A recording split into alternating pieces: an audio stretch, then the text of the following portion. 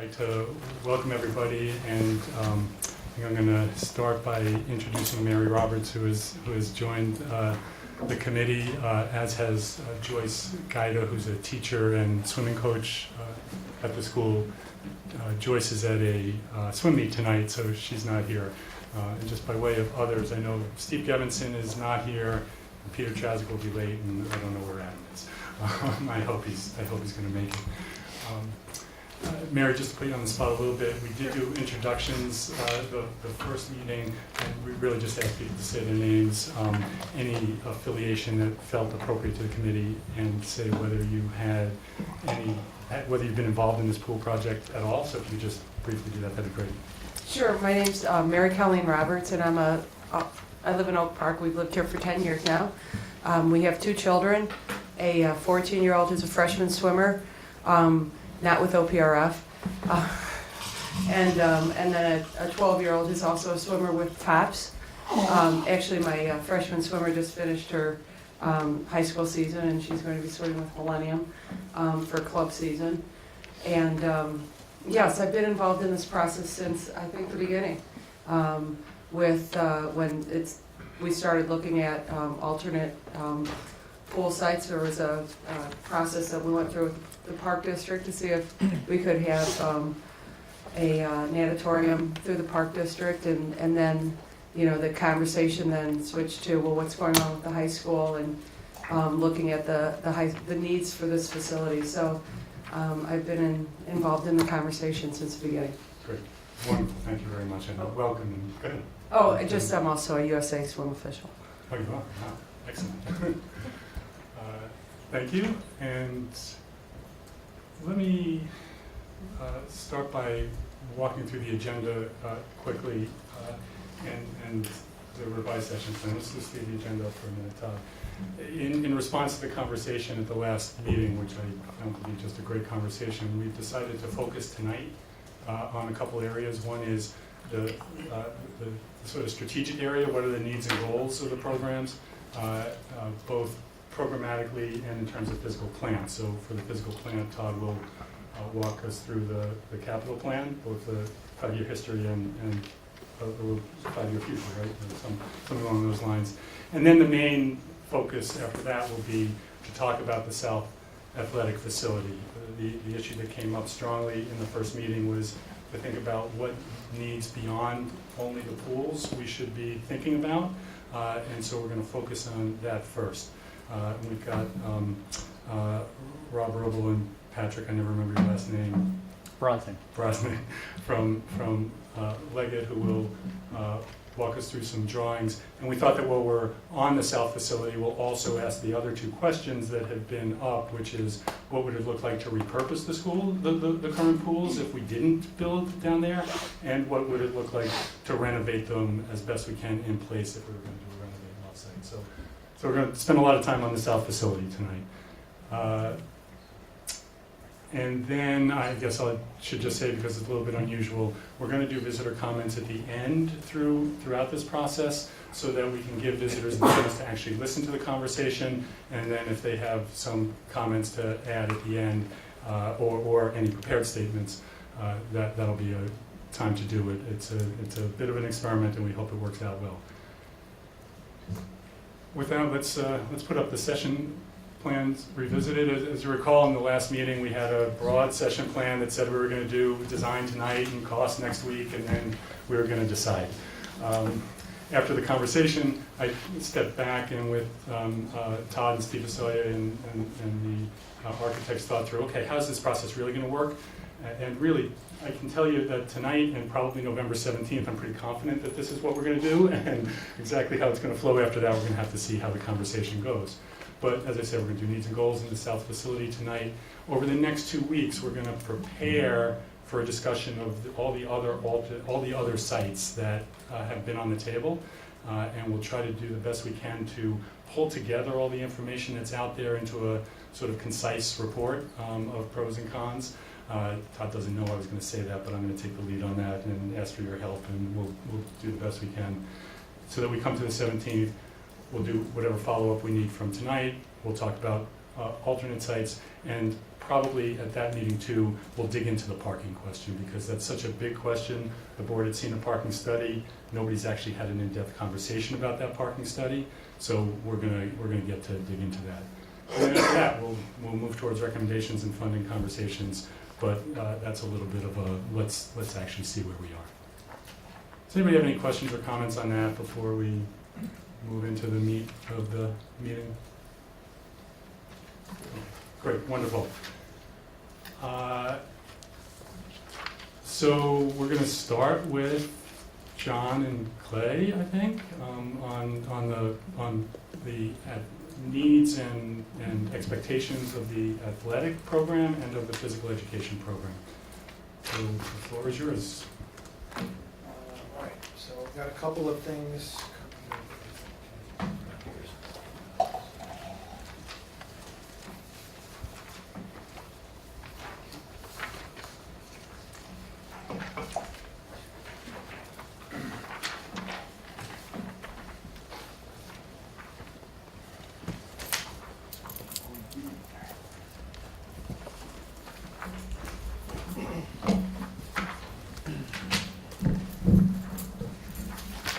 Okay, so what's coming around are a couple of different documents. One is something that Clay and I prepared at the request of Dr. Selye and Mr. Weisglass to provide sort of a status of where PE and athletics are currently, just some general comments on the status of where we're at, some future and anticipated needs of both of those programs.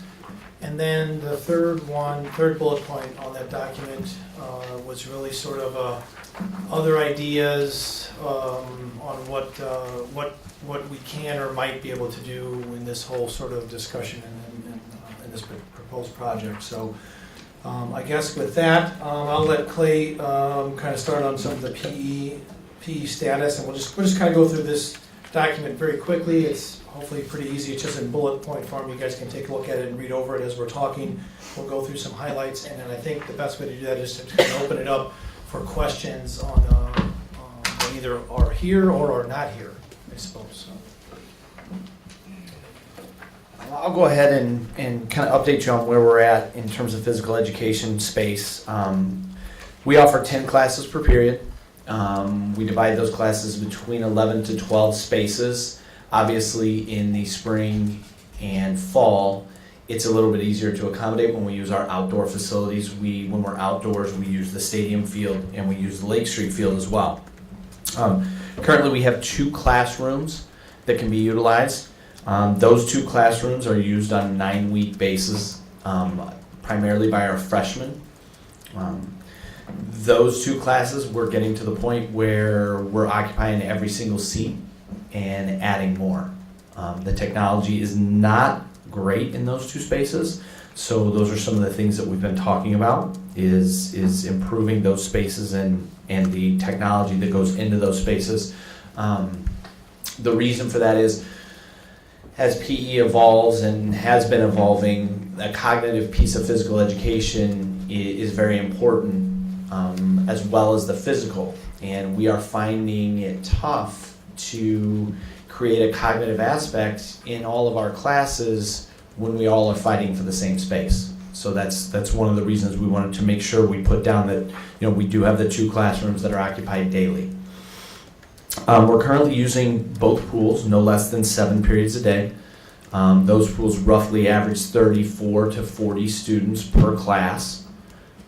Our biggest space, obviously, is our field house, and it's used every single period of the day, and it's used by 2 classes per period. So we use the north end, we divide it into the north end and the south end, and those are being used every period. Questions regarding that so far? That's just the basic kind of where we're at currently.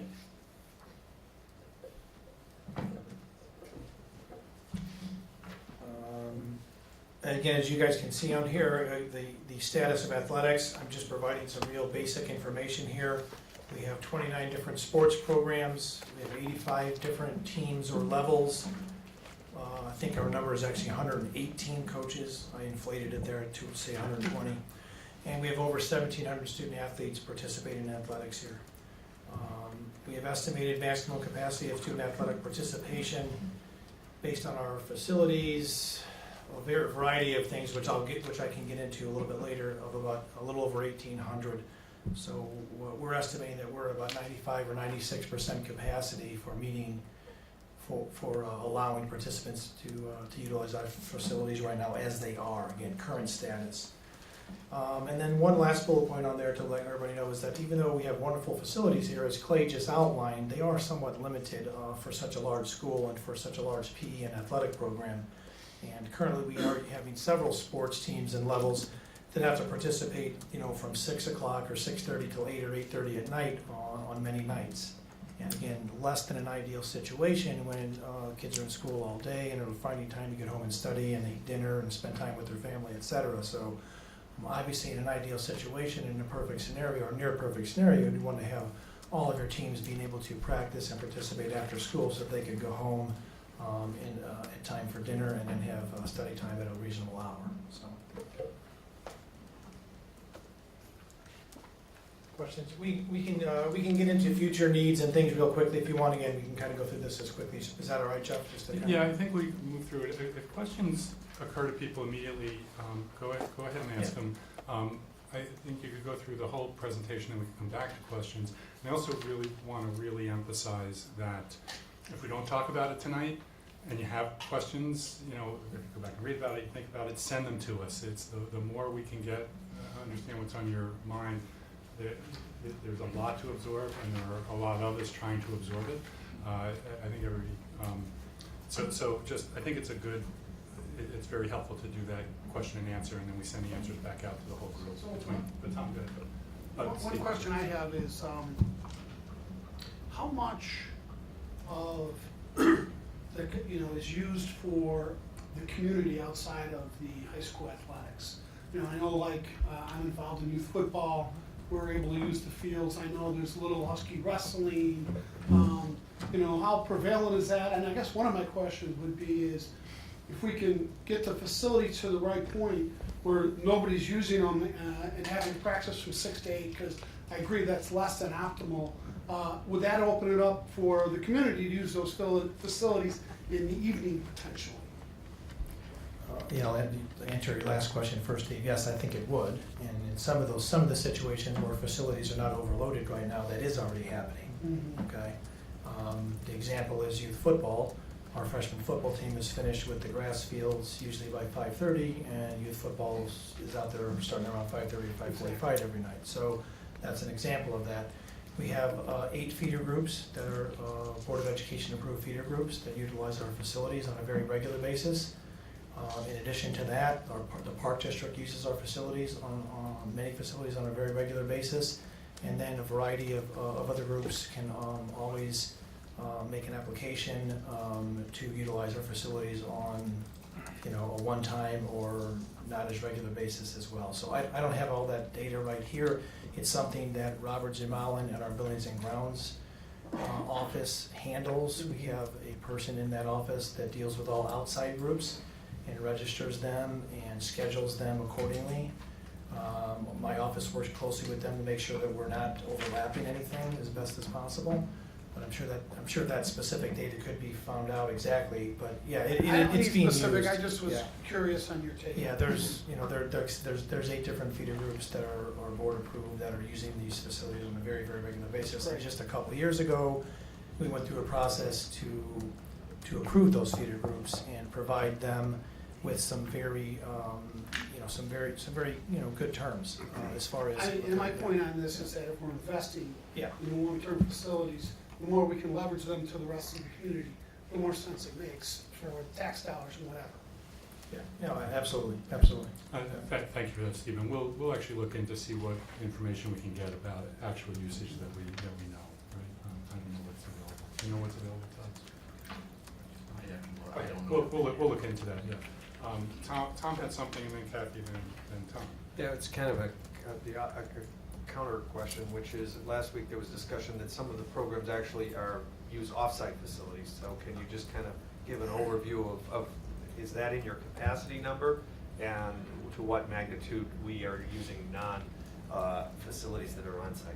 Yeah, we are, good question, Tom. So we are currently using several different Park District facilities, and in one case, our diving team is using Riverside Brookfield High School as an off-site practice facility as well. So our baseball team, our lower level baseball teams are using either Ridgeland Common or Lindbergh Park on a daily basis for practice and or games. So that we only have one baseball facility on site. Softball occasionally has to use Ridgeland Common. Field hockey and soccer in the fall are using Park District facilities as well. And Chris? Soccer? Yeah, I think soccer and field hockey are using Park District facilities, right? I think I mentioned that. I think that's about the scope of it right now. But we have an intergovernmental agreement with the Park District. The relationship is very good, and we're getting, we'd always could use more time, obviously, but we have a good relationship, and we're getting quite a bit of time right now to at least keep us in a current state, of able to supply our teams with the right facilities, even if they are being, bussed off campus. Yeah. Kathy? Thank you. John, do these include special ed numbers? They do not include special ed numbers. Yeah. And is WSSRA one of the feeder programs, or is that another? It program? is not a feeder program, but it's an outside user group that's here on a regular basis, one night a week, Monday nights in the East Pool. Correct. Thank you. Yeah, in case everybody doesn't know, that's West Suburban Special Rec, right? That's correct, yes. Nice. Thanks. Tom? Tom asked my question Yeah, as okay, well, so. great, great. Anything else, or should we move on to anticipated Well, needs? can I just, because the 96% capacity, that is excluding that outside? No, when I say 96% capacity, Tom, just so you know, it's not just facilities. Okay, it's a current status of several things. Number one, individual sport rules and parameters. What makes sense for a sport, for a number of participants on a particular sport? It is the number of coaches that we are currently allowed to hire and the number of stipends that we have in our budget. It's facility space, it's travel to off-campus facilities, West Suburban Conference and Illinois High School Association rules for teams, and safety considerations. So there's a lot of different things that are sort of involved that, but certainly I would say probably one of the number ones is facility space, though. Correct. Ralph and then Chris, and then I think we'll move on to the future meeting. How would you describe, if it's possible, what that 4% of non-use actually means? Is Well, 96%?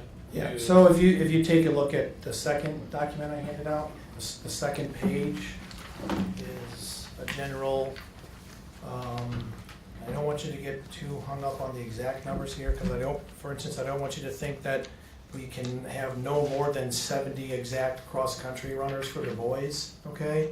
But what these numbers try to give you is that, again, based on the number of coaches we have, the facilities that we have, safety considerations, et cetera, this is a general parameter of approximately where we would max out in our current state, with all those different criteria being considered.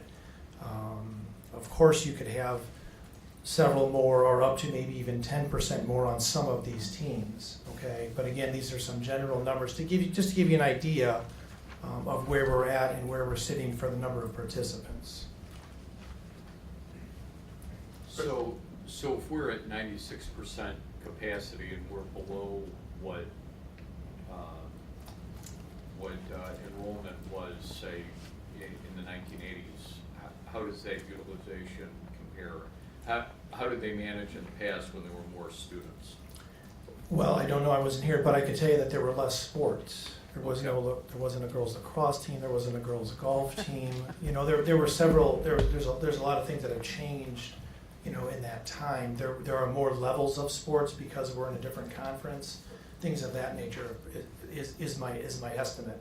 Also, as recently as 12 or 13 years ago, there were more teams going off campus and utilizing other Park District and Cook County Forest Preserve facilities as well, because we didn't have Lake Street Field. you know, and our stadium field was not turf, so it wasn't able to be used as often and as much. So I think there's probably a lot of different reasons, Chris, I don't know all of them, but those would be some of them off the top of my head, though. Yeah. Is the cut, no cut column related to facility capacity? Or is that mostly? It really varies from sport to sport, Joe. Some of that could be, you know, some of it is just the sort of cultures of some of those teams, you know, and the expectations of those sports. But yeah, some of the cuts are going to be based on facilities.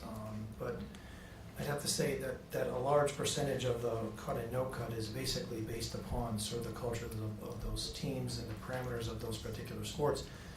As much as you would like to, you can't keep 40 kids on a freshman basketball team, okay? It just isn't going to work. One of the reasons would be facility space, obviously. The other is just that you're only playing five kids at a time. And what I would say on all of this is the goal of the athletic department, there are lots of goals obviously, but one of them is that you are trying to provide a beneficial and positive experience for every student who's in there. And that means, you know, it's not just participatory, there's some success in there. And you want to be able to balance that as best you can. And not allowing kids to be able to play at all is not going to be a positive experience for them. They're not going to want to return the next year and the next year and so forth. So creating that balance on how many students you can keep to increase participation and how many you can keep and make it a beneficial experience is really a delicate balance. And I'm sure Coach Ledbetter would love to talk about that later at some point. I'm going to ask that we move on to the next piece. Just got to start managing the time early in the night because it's going to be a crunch later in the night. So anticipated needs. Okay, I'll go ahead and discuss some of our anticipated needs. There are definitely duplicates between John and I and what we need. When John and I came up with this list, we based this on an anticipated increase in about 600 students in enrollment in the future. Having said that, with the current physical education facilities we have, we would need an additional 2 to 3 more per hour in order to keep our class size numbers between a 36 to 42 range. 42 is pretty high, but still very manageable. So 2 to 3 more class spaces would definitely be something that we would need to look at. One of the areas that affect both John and I is locker rooms. Currently, our athletics and physical education share the same locker rooms. If that were with an additional 600 students, every locker plus would be used every single day. We are anticipating that we would fall short, meaning most likely athletics would be displaced and need to find additional locker room spaces to accommodate those in the academic, in PE. We both agree that a replacement of the current pool, which is pretty much why this all started, would be of benefit to everyone. With the aging pools, the size of our pools, it's becoming tougher to accommodate larger numbers in our pool for PE classes on a regular basis. Renovation of a couple facilities are something we kind of anticipate. Our adapted gym is becoming a space that is very sought out, with the fitness becoming a large component of what we do in physical education. That space is becoming a little bit too small for us, so we've looked at that, as well as our athletes using that space after school. So we both benefit from that space. Our third floor gyms, the 3 East and 3 South, are becoming increasingly difficult to put classes in. With the size of those gyms and what they hold, is we are using both of those spaces for one class in order to make meaningful activity in there with those 2 spaces. As you know, where our badminton is set up, we have no dedicated space for badminton other than the south end of the field house. When that space is used for badminton, that makes our track obsolete. So we have a track sitting that we can't use during the school day because it's got badminton that's running across it, obviously. So that is a space that we would love to find an ulterior location for and make the most of our field house space there. We also have a very strong dance community. At this point, we are now shifting our PE dance classes between 3 different locations. For example, we started in a 3rd floor dance studio, which, for better lack of terms, is a makeshift dance studio. Now that gymnastics is starting, that space is gone. And now our dance studio moves into the 3 South Gym, where we move portable mirrors, into that space. And if you know anything about dance, having mirrors is very beneficial and very crucial to what they're trying to do. So we really don't have a dedicated dance space to meet the needs. Our 2nd floor dance studio, as we refer to it, has 3 pillars directly in the middle of it. It's got one set of mirrors in the front of the class. So it makes it very difficult to run multiple stations in there for kids to kind of reap the benefit of a true dance studio. So those are some of the things that John and I came up with that we anticipate will be of discussion if we are moving forward and we are talking about adding 600 students.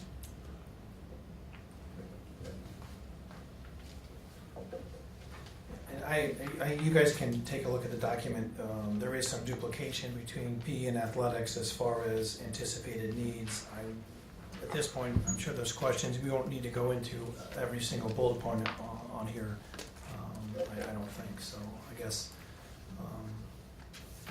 questions or comments on anticipated needs? Yeah, that's good. Go ahead, Joe, let's start. Yeah. One question, I understand this is a very high-level document, but if you talk about additional faculty space, training or rehab space, storage or spectator space that may come with this growth and expansion of both athletics and academic. Yeah, excellent, thanks. Yeah, it's all necessary, and I think one of the things that we did talk about, one of the bullet points as far as talking about redoing the bleachers and so forth in the field house, that is an issue. You know, the setup for a boys basketball game takes about an hour and a half just to set up the field house, which means track practice has to end early on basketball game nights and things of that nature. And again, it's not the size of the field house necessarily, it's the efficiency or the lack of efficiency in the field house right now that just sort of just put some hurdles and challenges in the way of being just much more efficient and allowing kids to be able to practice and participate in the way that we'd hope that they would. So. Just to add something about that with the setup, because the setup is fairly time consuming. If we run an assembly during the school day, or we have some event that takes place directly after school, we lose the majority of that field house space for the movement of bleachers, the positioning of bleachers, and so that factors in as well. Currently, John and I are sharing almost all of our storage spaces with athletics and with physical education. It does make it a little more difficult to keep track of equipment. It makes it a little more difficult to organize when you have potentially 15 to 20 coaches accessing the same storage space every afternoon. Other areas, other questions? Kathy, please. Are athletic facilities exempt from ADA requirements? No. So we have quite a few inaccessible spaces, right? That's correct, and I think the architects could answer better on this, but some of this is just due to the age and some grandfathered in clauses. I think that's why some of those have not been adapted yet. Would that be correct, Rob? Yes. Is there Thank you. Is there an intramural program? Some of the programs we saw when we were walking around didn't appear to be organized sports programs. Yeah, for the folks who took a tour just now this evening, what you saw in the field house on the boys playing basketball, that's an intramural program. And a lot of that takes place, some of those are taking place after 6 o'clock at night as well. So.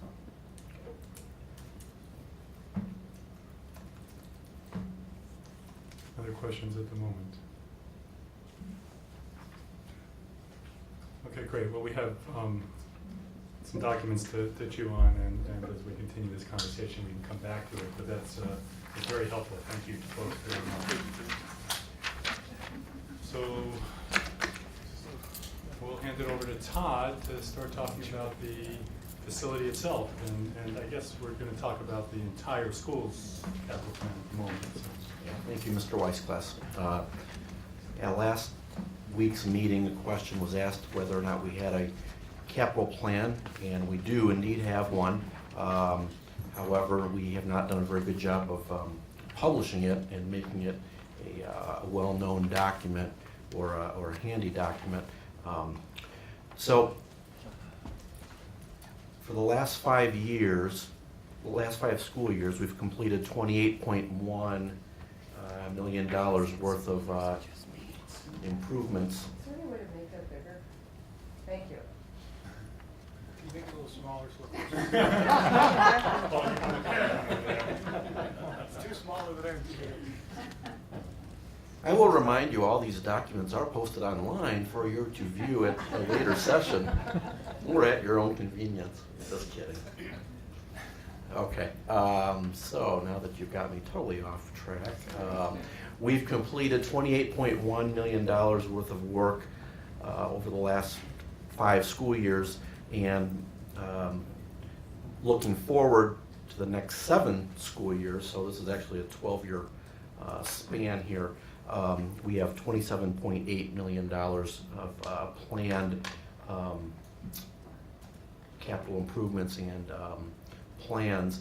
Robert Zumalin is our Director of Buildings and Grounds, and ironically, he's not here tonight because he's at the annual facilities conference, learning about all kinds of things related to facilities and facilities maintenance and improvements. So I'm going to do my best to go through this with you, and at the same time be aware of the time so that we leave a lot of time for the more important stuff tonight, which is the next few items on the agenda. So very quickly, and I know this is hard to read, again, it's online, but this gives a breakdown each year of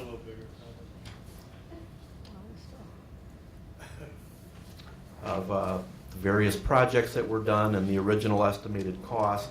I'm not going to go through them in detail. Here's 2011, 2012. This one I've got to shrink just a bit.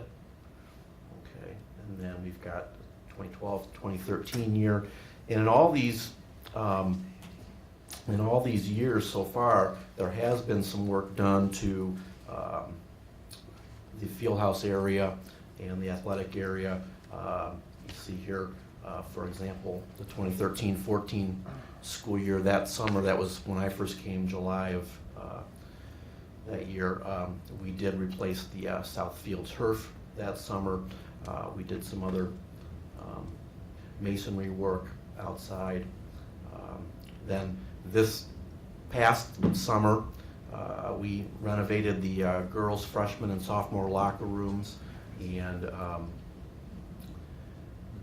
finally, continuing on, we've got now more work planned, 15 and 16. So next summer, we've got a roof warranty that expires, so we'll be evaluating the roof needs and gutter repairs, including the field house.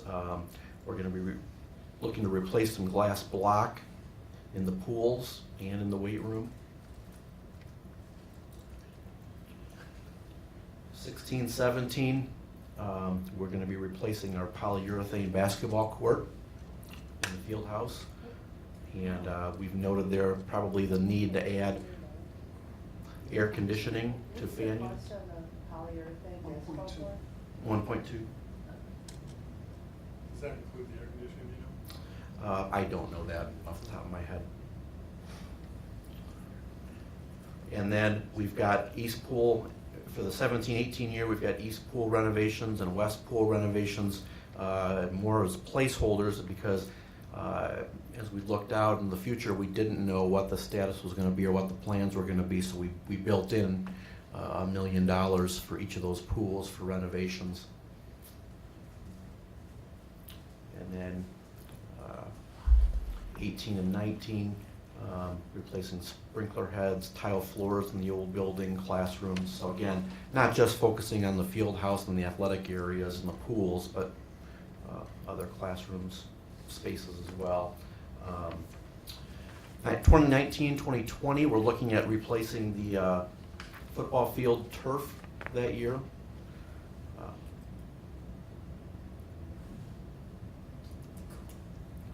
And then refilling in 2020, 2021, refilling and sodding baseball and softball fields, and then replacing some air handlers throughout the building. And then more of the same for 21, 22. Air handlers are expensive. They are expensive due to the age of the existing ones that we have, and the locations of them are not the easiest to get replacement materials nor workers in those areas. So, at the same time, we try to typically do these over a summer period, so we're at a very brief window of time as well. So that is a very brief look at our capital plan that is in existence. As I mentioned last week, we just don't do a good job of putting it out there on the web. But there's 5 school years completed, 28.1, and then we've got 27.8. And it's important to note that as you look at that, the costs right now are projected to go down every year for the most part.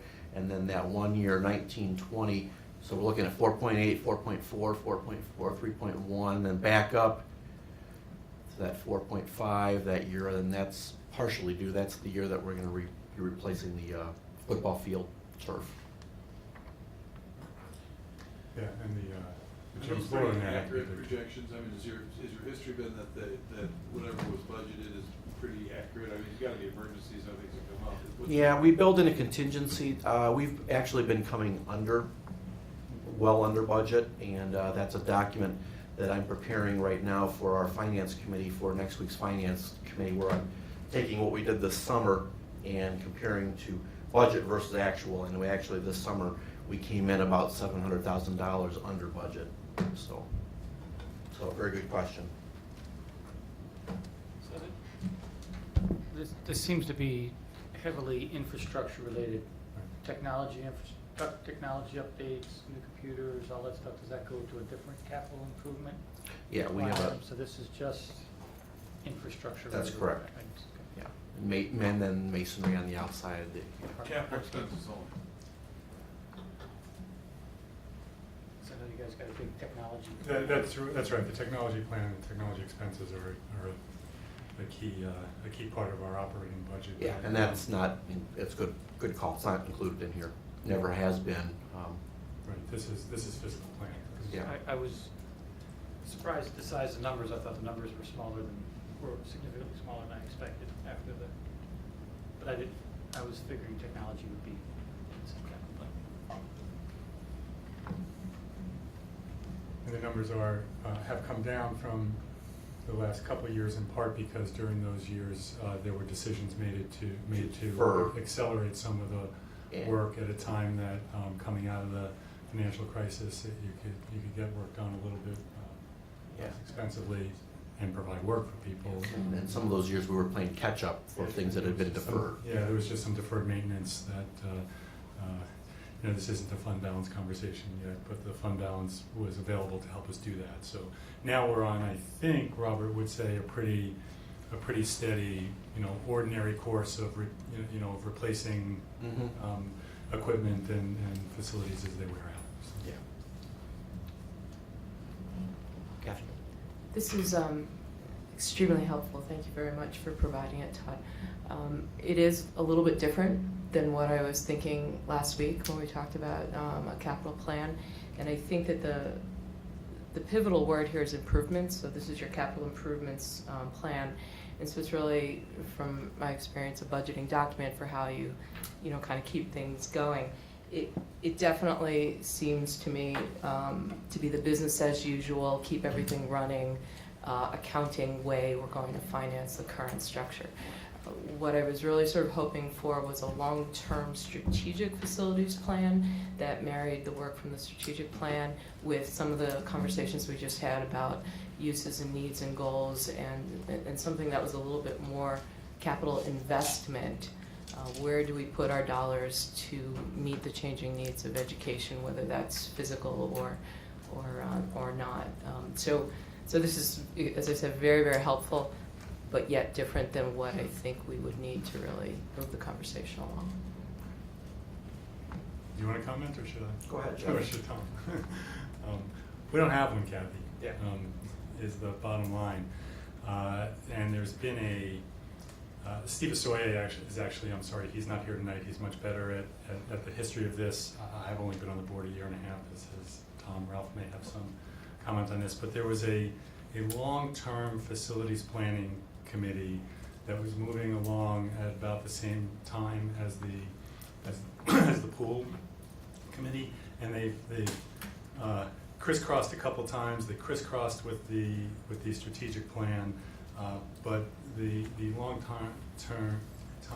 term facilities committee proposals, which Leggett actually helped on, came in with recommendations that had to do with major reconfiguration of the primarily the north side of the facility, not the and mostly to accommodate growth, enrollment growth, and incorporated into that changing concepts of education, so to try to create some more flexible spaces, to try to create some shared usage of classrooms and move teachers into more shared office facilities. There were two different approaches. Steve mentioned them briefly last week in his history. One of them that had very heavy shared usage of classrooms, one had less. But as I recall, those numbers, and they were being thought of not as we're going to go in and we're going to just renovate the whole thing, but to sort of guide a very long-term plan. But those numbers had come in at very high estimates, estimates of $30 to $50 million that were presented to the FAC last year. And again, I suspect, because that was at the same time that the pool estimates were coming, like it's here, they can tell me, that probably didn't even include design and soft costs in it, so it was probably 25% more than that. We, as a school, as a district, need to go back and rethink that, and we're planning on reconvening a long-term facilities committee, but it's a chicken and egg game a little bit between the pool and the long-term facilities committee. The pool is the most demanding in some ways because of the condition of the pools. The enrollment is pushing us pretty quickly to figure out how to deal with that also. But this committee we could talk about this and see what people say, and we could say, no, you got to go back and do the long-term facilities plan first. But I think we'll get in a loop if we do it. We've already done that once or twice. So I think we may have to make decisions on the best information we have. And that's fine, I think the implication we're giving the community is that the board believes what we have is fine, let's fix it. So. In terms of the way we're operating right now. Just in terms of, reviewing the capital improvement plan, and that may be fine. We may have wonderful facilities, and just fixing it for the next 5 years is the best we've got, or even our strategic intent, and that's okay. But I think we just need to recognize that absent any information, Yeah. we are implying that fixing things is our strategy. Tom, do you want to comment Well, on that at all? I think you painted the history as best as I recall having heard. The only thing I would add is that, at least from the long-term facility plan, or plans, as I see it, there were two fundamental questions. One, there was a primary focus, which is around enrollment. And the question is, what do we need from a facilities standpoint to accommodate this growth in enrollment? And there's a sub question, which is that growth in enrollment going to peak and then fall back down, or is it a growth? So that's one key question. And the second one was, what do we need to do to change how we educate and what facility enhancements need to be made. And I, from my memory of what was presented, there was a little bit of both of those, but it wasn't really clearly delineated. So those are the two key questions. They are strategic questions to which final answers have not been rendered. And each year you move on in time, you get better clarity on the enrollment, but you're also getting closer to the need to take action if there's a crunch. And I would add one more piece, which is that the strategic planning process landed in a place where we now have implementation teams meeting. And that's also been a long process, and really it's sort of a continuous, I'm not exactly sure how to describe it, this discovery of a strategy. Absent a new direction, though, I think you're right that our direction is maintaining this facility and replacing equipment as it wears out, and that the facility is serving us fairly well, subject to this enrollment crunch problem. Until we have new strategic directions that get decided upon through the we have a strategic direction. The implementation teams may come up with recommendations that involve facility changes, and the facilities committee is working with the other implementation teams, and this long-term facilities committee, which will meet over the next year, may recommend facilities changes. But absent that, the first facilities change that is going to be recommended is what comes out of this committee. Chris? Let's Ralph comment on that first and then go to Chris. Thank you. Good. The Long-Term Facilities Committee placed a major emphasis on one aspect of our culture, and that is where one teacher occupies one classroom, and it's been that way for ages. And a lot of the work went into what are the benefits of using a more efficient system. Because one person per room, obviously, that room is going to be empty a good part of the time. But it's something that we're emotionally embedded in because that's the way we've always done it. And so we talked a lot about becoming more efficient with the use of space and our ability to deal with the cultural changes that demands. Keep in mind that the strategic plan itself had barely started, and there's no, these planning exercises that we have done are not really coordinated with each other, and they tended to be separate and not really fitting. I think that's fair, and I think it leaves us with where we are in this committee right now is the best information available, and we've pretty much shared that with you at the moment. But I agree with Ralph about the philosophical question. Chris? Just a quick question. The enrollment projections is the best information that the board has now.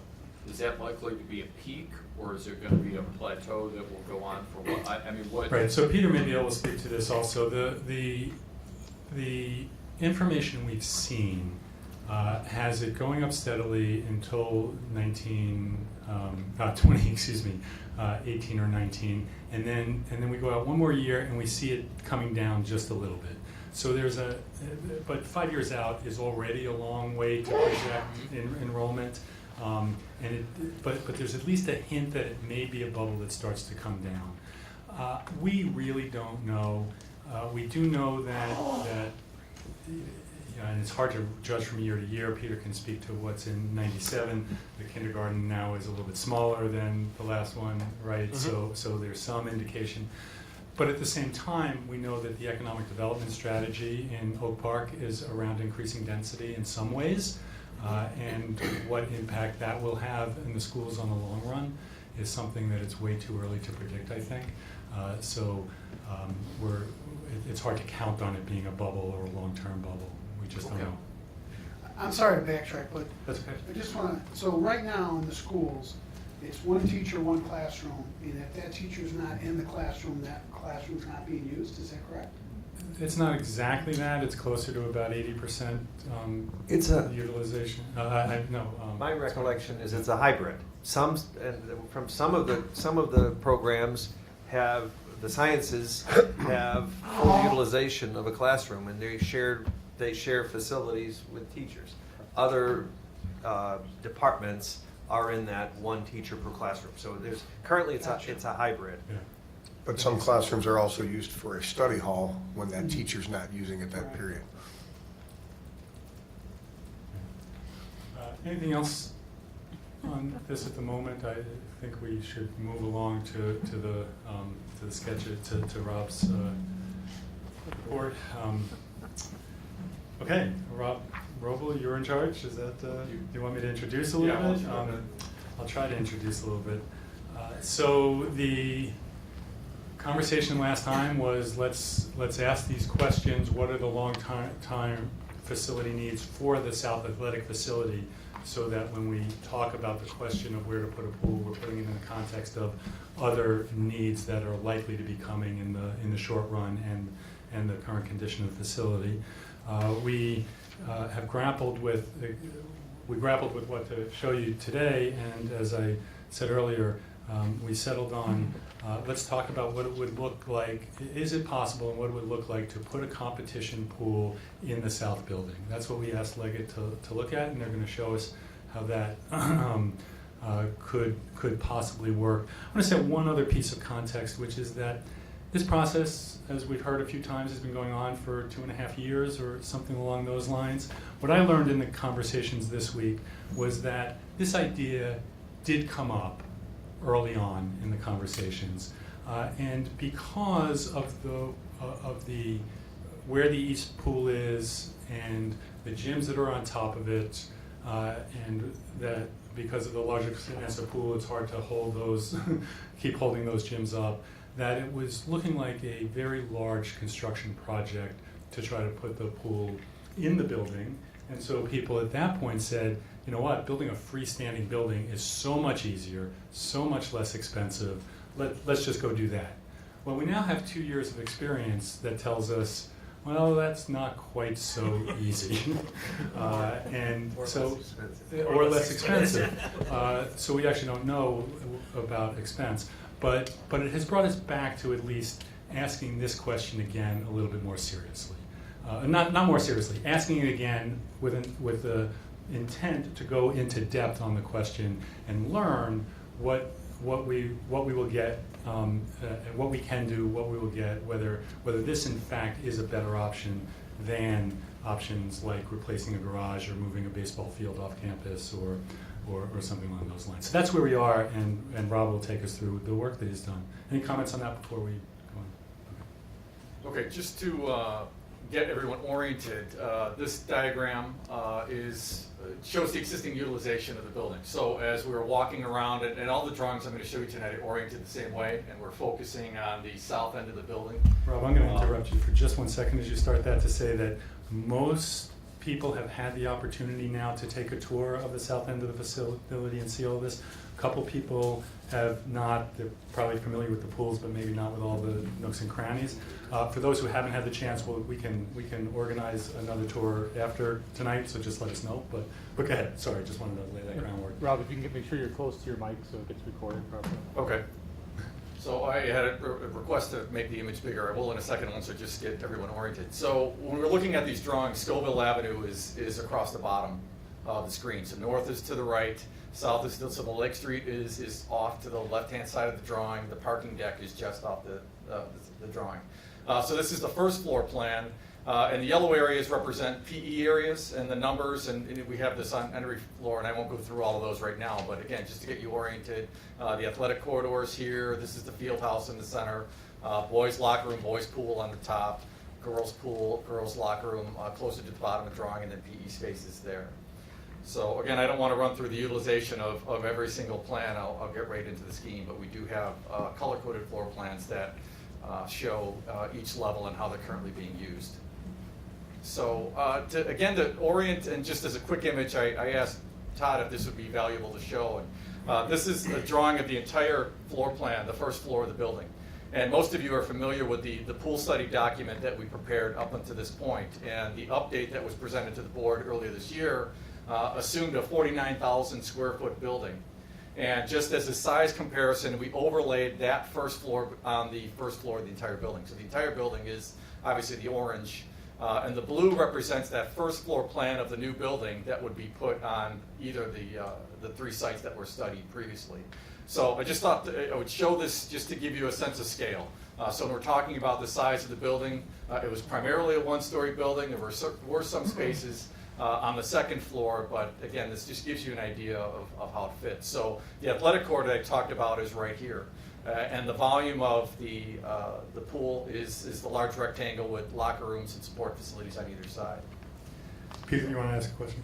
Just a comment that is one iteration of a design with locker rooms at the end. The locker rooms could be along the side. In other words, could be short and fat. Absolutely.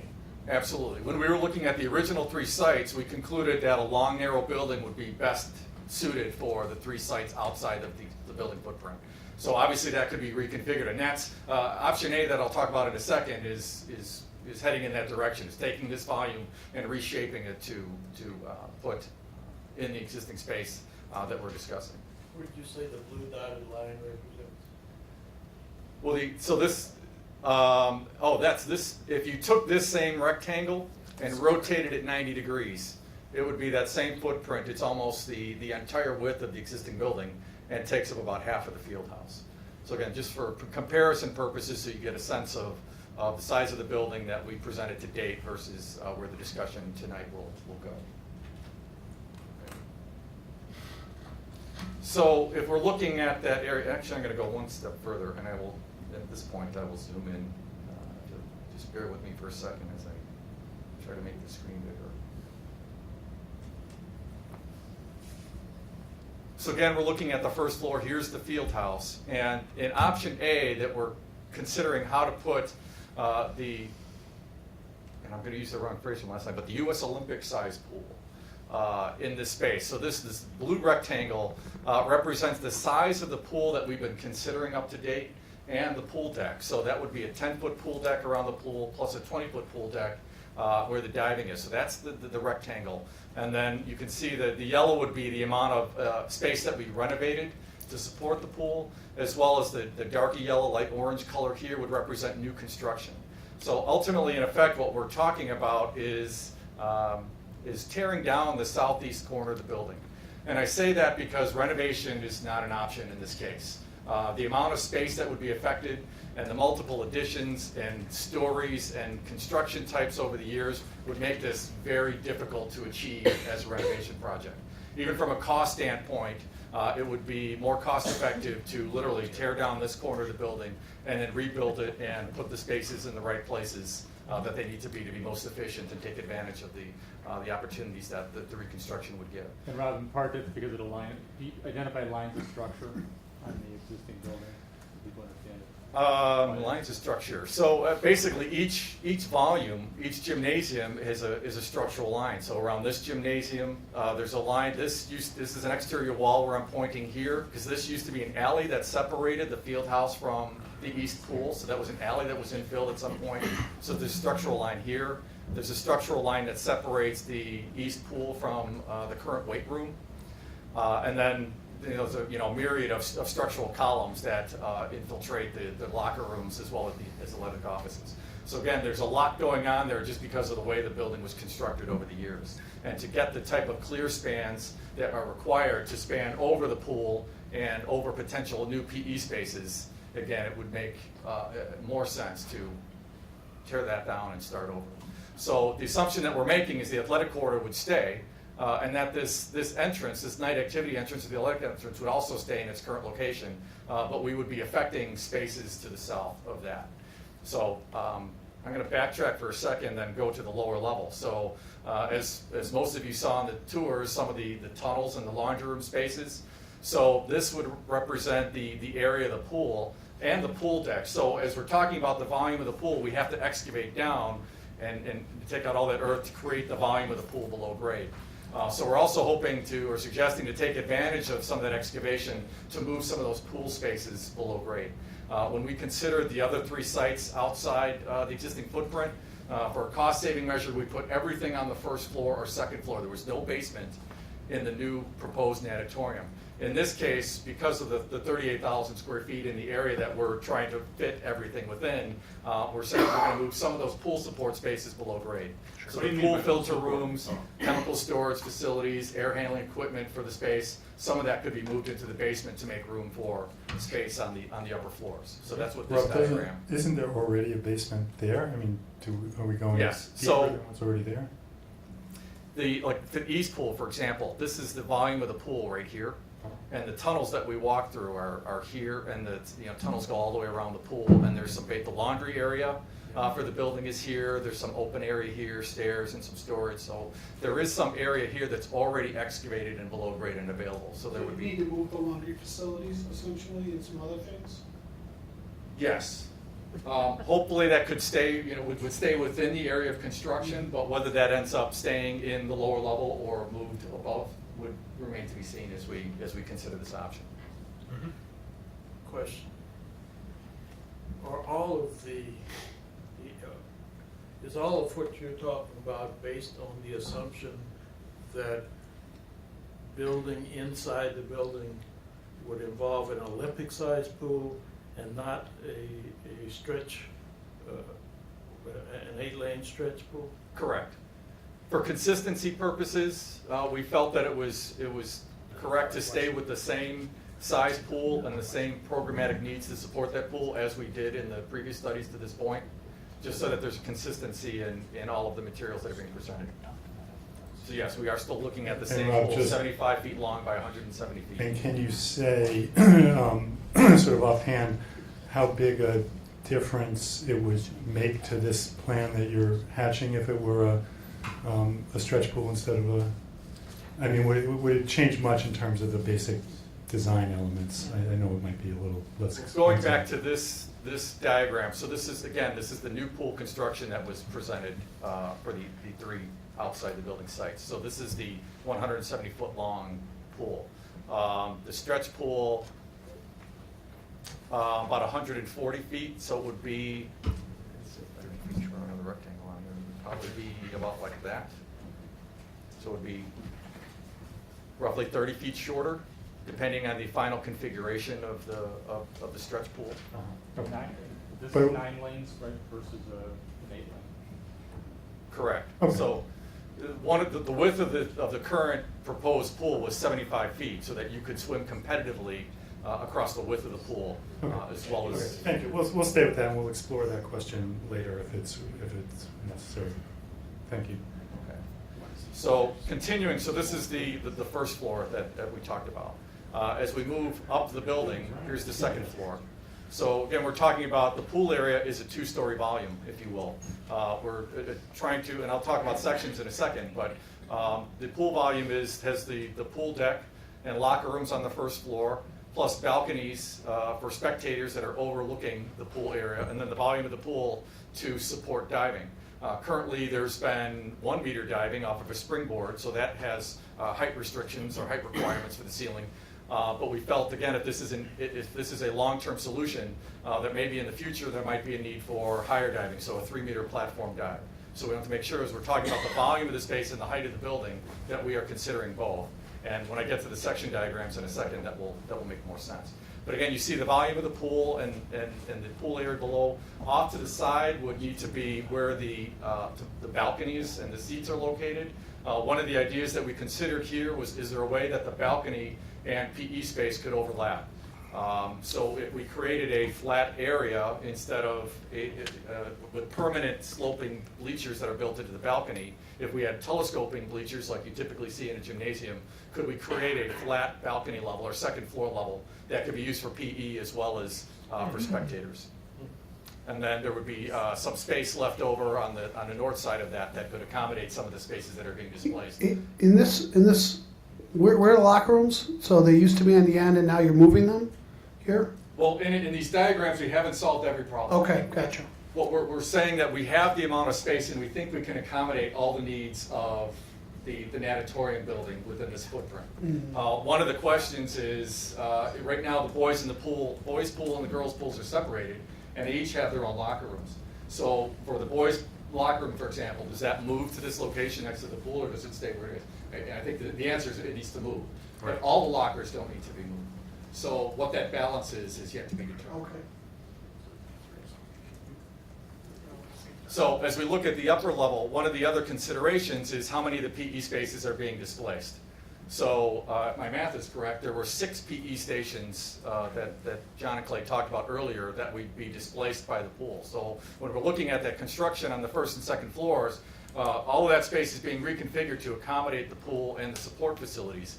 And there might be some leftover space for athletic offices and classrooms and that type of thing. But the 6 PE stations are not accommodated in that footprint. And the only way to accommodate them would be to add another floor on top.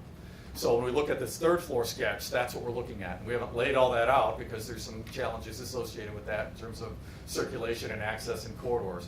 But we're thinking how could the third floor be configured to accommodate those additional PE spaces that are being displaced? Can you describe what's being displaced, or what a little more? I just want to reiterate, since Rob's showing the new construction overlaid on the existing, so everybody understands it, so you can see what would be moved out. But go ahead. So looking at the first floor, there's the weight room, the east pool, and I'm going to get some of my names mixed up. The one east gym are the first floor displays, plus all of the locker rooms that serve the pools, as well as some PE locker spaces here. All the athletic department offices are located here, and one of the classrooms, PE classroom. On the second floor, the recently renovated girls' PE and athletic locker rooms and the equipment storage rooms for boys and girls athletics are on that floor, plus there's another PE station on the second floor. On the third floor, there's 2 gym spaces that are used as one PE station, and then another PE station here. So there's quite a bit of space on the 3 floors that would be. And then, go back to that one. Sorry. If you would. Now, that white area is the airspace.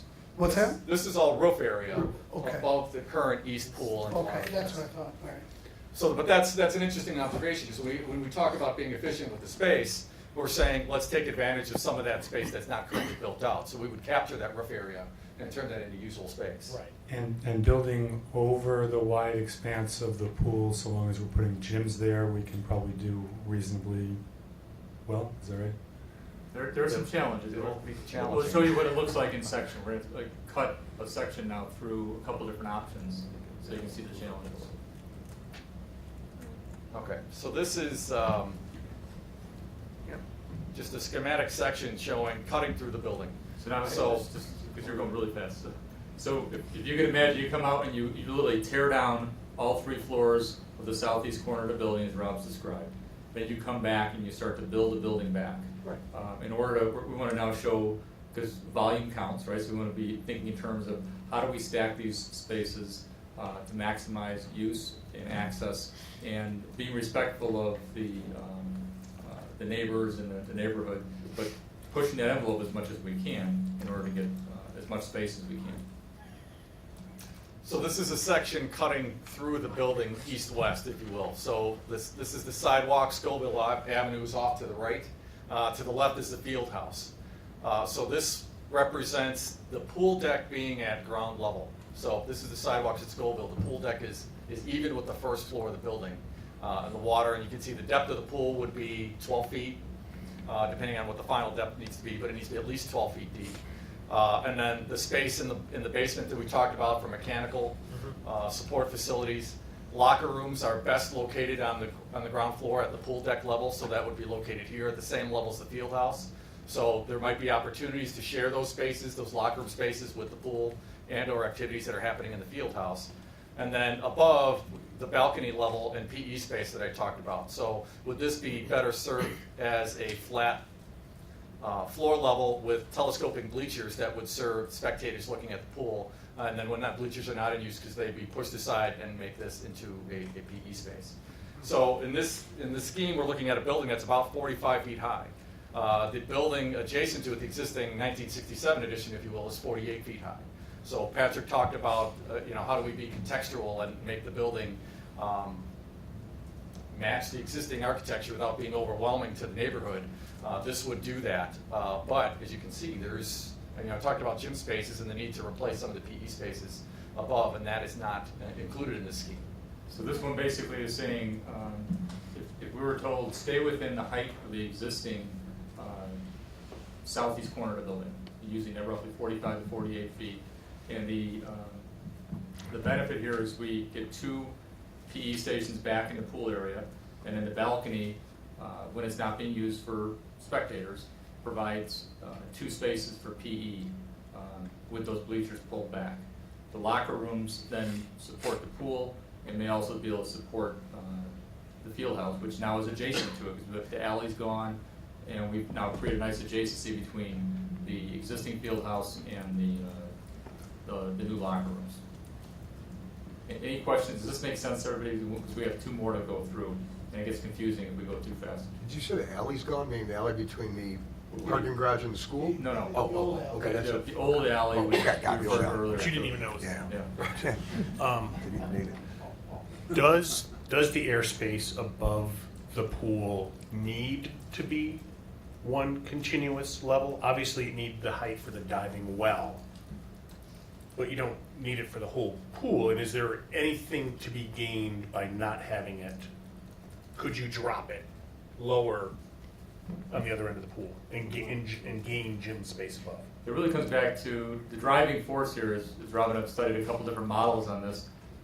We were studying we were viewing initially the clear space over the diving well as being the driving factor. What really becomes the driving factor is viewing from the balcony. Okay. And we're looking at spectators of a minimum of 400, when there's been discussion is up to 750. So that exactly, that line of sight really is what ends up driving. So that's the height answer. of So structure. the line of sight would be screwed up. Thank you. What are the concerns about going up higher? Is it an aesthetic thing, a neighborhood thing, all of the above? What? Well, the question I think is really going to come back to zoning, building setbacks. Right now, the building is really what we call a 0 lot line, to be fair, I think, right? Yes. So which means that if you were building a new building today, the expectation would be that, depending on which side is the front yard would have sometimes a 30 or 35 foot setback. Side yards could be less than that. So if Scoville is our front yard, then we'd expect that to be normally 30, 35 feet. Other times it's the average, if you're going in for a variance, it might be the average of the existing building. So this component, this southeast corner, is the part that comes closest to the sidewalk compared to everything else. So if we were to tear it down and went to the municipality for zoning approval and review, you think they could come back and say, well, average the existing building, which means we would lose a good bulk of that building. So one question is setback, the other question is height. Again, typically matching the existing is something that even if it exceeds what's allowable, sometimes you can get a variance to do that. So this option is assuming that we have to match that existing height and we can match the footprint of what's there today. How high is the field house? It's about 45. So you can see that, remember, if you walk through the field house, you saw the truss, and that's the truss for reference. Right. Okay.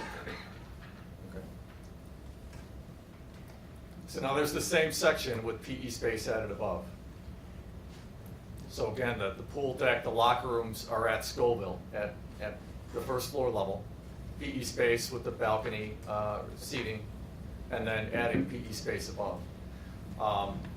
We're not sure what PE space, what it would be. We haven't gotten to that level. So we're assuming for a competition space, maybe a 25-foot clear space in there is appropriate.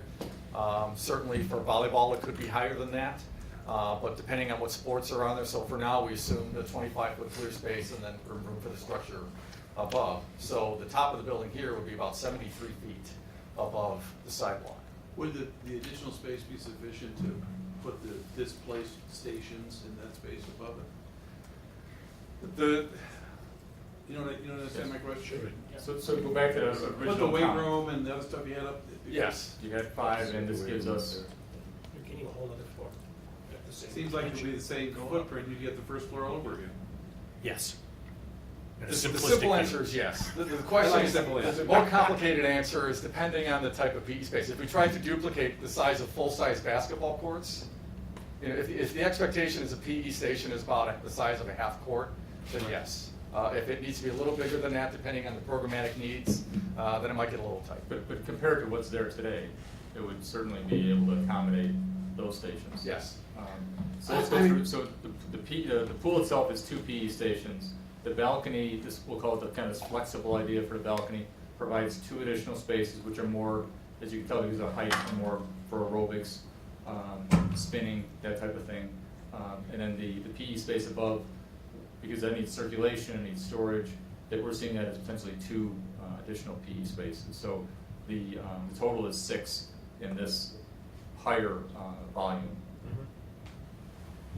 And that's essentially what it would take to replace what we currently have, And and that's adding and then some. Because this basically focuses on maximizing the clear span, Yeah. providing as much flexible space as possible, and not just,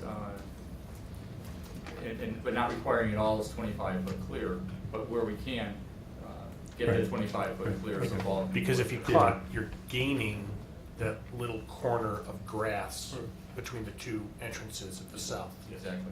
Yeah, so you actually are adding more physical building Oh, sure, but we're and then going up. putting a pool in that's 4 times the square footage of the pool that's there, so we're close to 3.5. We're gaining programmatic space on the west side of the field house. When you fill in the When other the pool's pool. retired.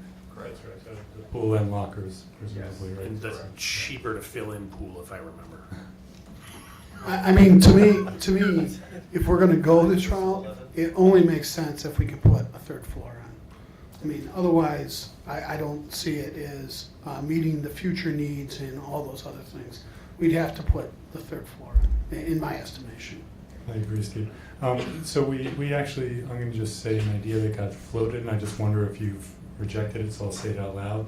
The idea of putting the additional gym space on, building an extra floor on the garage, is that too high? Is that not doable? Is that? That's, that could be done in conjunction with one of these options. The difficulty is understanding how accessible that would be. How do we, and how does it connect? Hallways and stuff like that. Right, yeah. so Yeah. certainly there's, because of the column grid that's there, and we talked about that in our, there is a column grid above the structure, so there is a possibility of extending the parking structure vertically.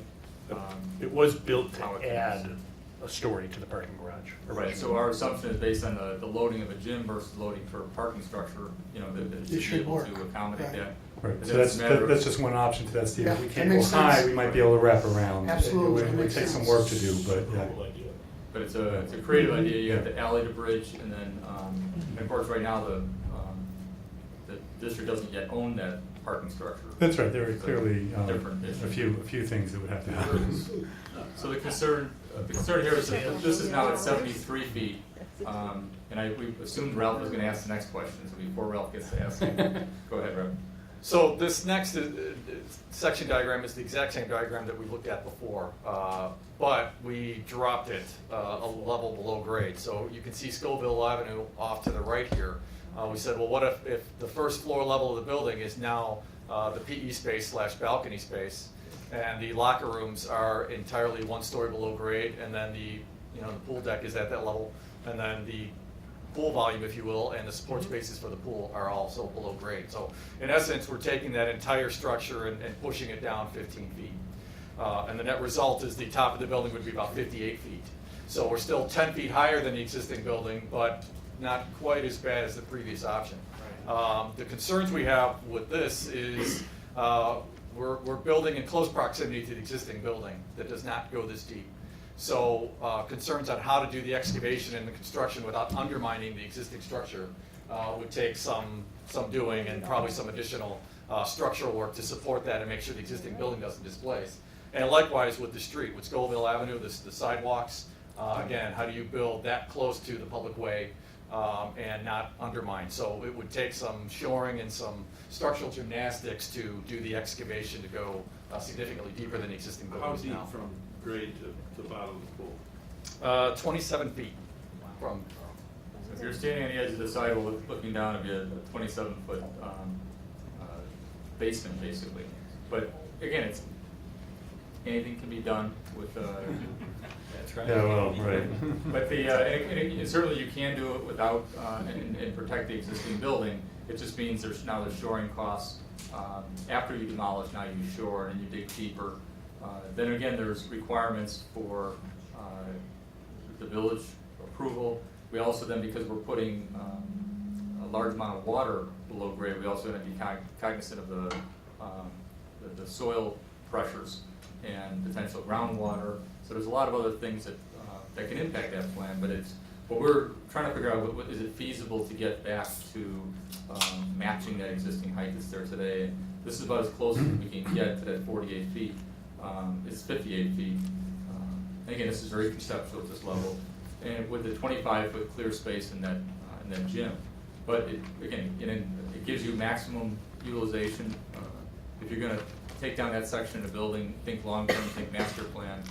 That's what we've been doing on these options, to come back with something that seems to maximize the space that's there. Because this, again, it's one time to do it, and this will be here for another 100 years. So that's why one of the questions before was, if there isn't a 3-meter diving platform required right now, then how much space can we save? And that's when it really comes down to the sight lines. But the thought is that you'd hate to, in 20 years, for someone to come back and say, hey, we'd like to add a 3-meter dive platform, what would it take? And someone would say, well, you can't do it. So it's thinking about all those different options, figuring out what's the impact. And again, if somebody said we don't need that many spectators, put in fewer spectators, all those things would start to have an impact. But again, smaller impact from a concept level. Each of these, we believe, have the same information going in, and they're good conceptual ideas for comparison. Either one. Go ahead, let's take a moment. So I'm just looking at the, trying to tuck in everything into that 3rd floor, and I just want to make sure I'm reading this right. The south gym and the east gym are currently 2-story facilities, and in either one of these drawings, we're squeezing them into a single story. And I guess it's really a question maybe for Mr. Stelzer, but will that fit? I mean, these gyms are one of our largest facilities, basketball height, and the weight room's got the ropes. So we're still challenged to squeeze them in to a single story. Is that correct? Well, it's a single story, but we're in the diagram, we're anticipating it's a 25-foot high space. And is that as big as the east gym and the south gym right now? Is that big enough? That's big enough to put the east gym on us. So even though in the tour that we went with the 3 stories, both of those rooms are 2 full stories. I don't know if they're 2 full stories, Kathy. They're somewhere in that 25 to 28 foot height is about where they're at. So this is again, I think this is conceptual. It's getting close, and I think as Rob mentioned, we don't know what's going to be there just yet. But 25 foot, you would be hard pressed to have a competition volleyball game in there, but you could do a lot of other things in a 25 foot high space. Joe? A similar question is regarding the programming that may occur up on the now 3rd floor. Is this section, and if you look at the area calculations, is it a loose fit or a tight fit? In other words, is there a chance that at the existing 40-foot line there could be a setback, without having to dig down, a setback that could be maybe more palatable to the village and reduce the excavation and structural costs? So it doesn't have such a presence on Scoville, but if we can reduce the area a little bit, even if it's 15, 20 feet, it's significant on that street. There may be a hybrid scheme depending on how snug we are on that 3rd floor. It's a difficult question to answer without looking at each PE space that needs to be replaced. The height and area requirements for the dance studio are going to be very different than for a basketball or volleyball court. So I think it's the combination of spaces and where they go in the building. that would better solve the problem. So it's something I think we need to look at, but I can't give an answer right now.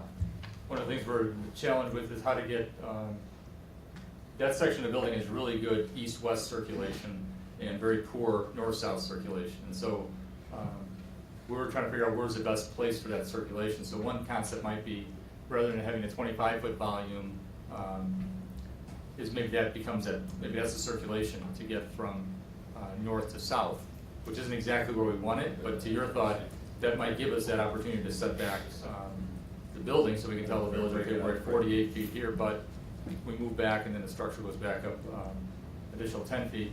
The other challenge there is that brings, that dictates where that line of structure is going to be coming down now. So we either have to offset that load or bring it straight down, which could impact the placement of the pool. But again, that's getting into some detail, but I think the overall concept is that there is a way to take down that section of building, put back in the long course pool, pick up the locker room space, and overall make significant improvements to all the PE spaces that come back in again. The challenge is because of the construction period, we do need to think in terms of the loss of PE spaces during the course of construction as well as the competitive pool. So what's the time frame if you did something like this conceptually? How long would it take, 2 years? I think that's say 2 school years plus 3 summers. we want to think in terms of the two at this point. You know, we don't. We got to be cognizant of starting when classes are ending, and then also being able to work around different activities, because this is a significant impact to the existing building and safety of the students that are around in and around the building. Which happens to coincide nicely with Beacon enrollment. With what? That timeline coincides very nicely with peak enrollment. Yeah, it could be, if it happened in the right time frame, it could be positive. Well, you would be building at your peak enrollment. Yeah. When you had the maximum number of people in the Right, building. if you would be we didn't building. start for 2 years from now, and yeah, we 2 and 2, 4. Yeah, yeah. But you're at least a year and a half away, Any other? right? You can't- Exactly. But you're at least a year and a half before you put a shovel in the ground. Correct. Sure. Any other questions, comments, thoughts, just on the concept as it's being presented right now? And I guess whether we did a third floor or we put something over the garage, I guess one of my questions would be, does this only take care of the pool and some enhancements? Does it do anything to increase the anticipated needs that we heard from the PE and athletic departments also, or not? I'm not sure. It doesn't seem to, but I was just curious. I would say that the one thing it does, I think maybe somebody mentioned it earlier, is that it then allows us to repurpose the west pool and the locker rooms over there, and so it does provide another space that we can recapture some significant square footage into the program. So it would, in that, would end up increasing the overall area, right? Is that? Absolutely, and I think the other thing is that the need right now is this 11 to 12 stations. So this is basically an opportunity to create half of those to be brand new. And so when it comes to sizing the rooms and how they're laid out and access to technology, those things are, we'll be working with staff to lay out each one of those. So, and there's variety, there's some shorter spaces, some taller spaces. So I think it wouldn't be, it's not state of the art. Every single station is going to be a 25-foot clear. But the idea that right now I don't think they need that. They need some variety of spaces. And the other thing we've heard is flexibility. So don't give me a lot of short span structure. Give me as much clear span as I can get. So over the years I can adjust it. And this would definitely allow for that to happen. I think the challenges might be PE versus spectator swimming, which I understand that can be those two things can work together. But so there's some unique things here that would need to be worked out. But at least half those spaces would be renewed, or completely new, and then that gives you the opportunity to refresh some of the existing ones. Chris? Do you like this plan, Chuck?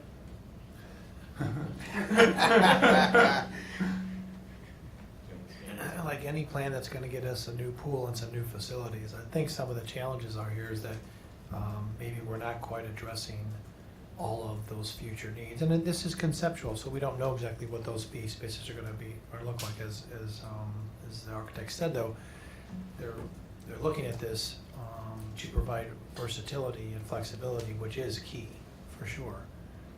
I guess if we were going to look at this seriously, I think you'd have to really seriously, my opinion would be, you'd have to seriously look at what are you doing to the west pool also at the same time as this. I don't think that can be a separate discussion. And if you can gain space there or redo things there on that west side of the building at the same time, then this certainly probably makes a little bit more sense. Have you done anything with that? So, No, not in this option.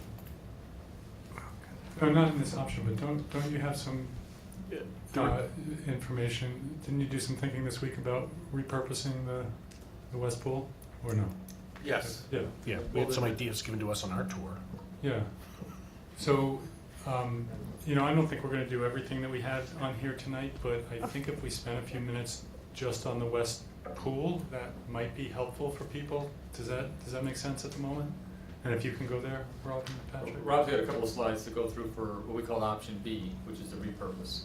Maybe we can go through those quickly and then you can decide what to fall back on. Option B and C, and in the presentation that I have, and we'll give these up, we'll make these available to you, are virtually identical except for how we're dealing with the existing pools. So looking at the West Pool, zoom in on that. So, I'm confused by your terminology. Is this in addition to what we just looked at, and this is how you repurpose these?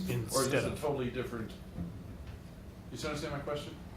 This is a totally different option. Now we're. Okay, so we're not talking about This is now Steve's keeping question the about existing what space happens.